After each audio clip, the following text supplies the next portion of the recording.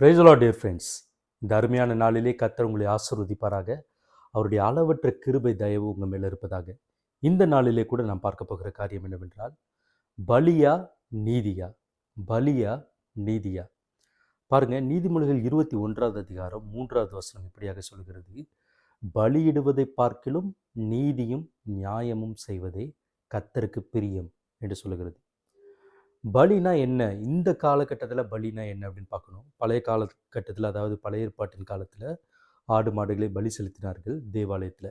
இப்போ புதிய ஏற்பாட்டின் காலத்தில் பலினா என்ன அப்படின்னு பார்த்தீங்கன்னா, நம்முடைய துதிகள், ஆராதனைகள், ஸ்தோத்திரங்கள், நம்முடைய காணிக்கைகள், தசம பாகங்கள், இன்னும் கர்த்தருக்காக நம்ம சாக்ரிஃபிஷியலாக நம்மை நாமே தியாகமாக செய்கிற ஊழியங்கள் எல்லாவற்றையும் பலி என்று நம்ம கன்சிடர் பண்ணிக்கலாம். கர்த்தருக்கு நாம் செலுத்துகிற பலி என்று கன்சிடர் பண்ணலாம்.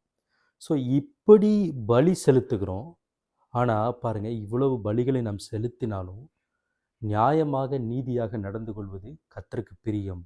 பலி செய்டுவதை பார்க்கிலும் நீதியும் நியாயமும் செய்வதே கர்த்தருக்கு பிரியம் அப்படின்னு வேதம் சொல்லுகிறது.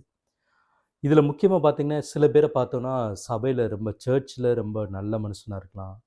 நிறைய மற்றவங்க கிட்ட, சுற்றி இருக்கிறவங்க கிட்ட, சபையில் ஒரு கம்யூனிட்டிக்குள்ளே வரும்போது ரொம்ப நல்ல மனுஷனாக இருக்கலாம். ஆனால் அவர்களுடைய பர்சனல் லைஃப்பில், குடும்பத்திலேயோ இல்லை வேலை பார்க்குற இடத்துலையோ மற்றவர்களை நியாயம் இல்லாமல் நடத்துகிறது, மற்றவர்களை ஒடுக்குகிறது, இல்லாட்டினா மற்றவர்களுடைய ஆசீர்வாதங்களை தடுக்கிறது, மற்றவர்கள் முன்னேறுவதை பார்த்து அவர்களை தடுப்பது, அவங்களுக்கு தெரியாமல் அவங்களுக்கு விரோதமான காரியங்களை செய்கிறது, இதெல்லாம் பாருங்கள் ஒரு நியாயம் இல்லாமல் காரியம். அதே போல் ஒரு 2 பேருக்கு இடையில் ஒரு ட்ரபிள், ஒரு பிரச்சனை, இல்லாட்டினா ஒரு இஷ்யூன்னு வரும்போது அதில் நியாயமாக நடக்காமல் இருக்குது. இப்படி இருக்கிற மனிதர்களாக இருக்கலாம். ஸோ அப்படிப்பட்ட காரியங்களை கர்த்தர் பார்த்து கொண்டிருக்கிறார். நம்ம நியாயமாக நீதியாக நடந்து கொள்கிறோமா என்பதை பார்க்கிறார்.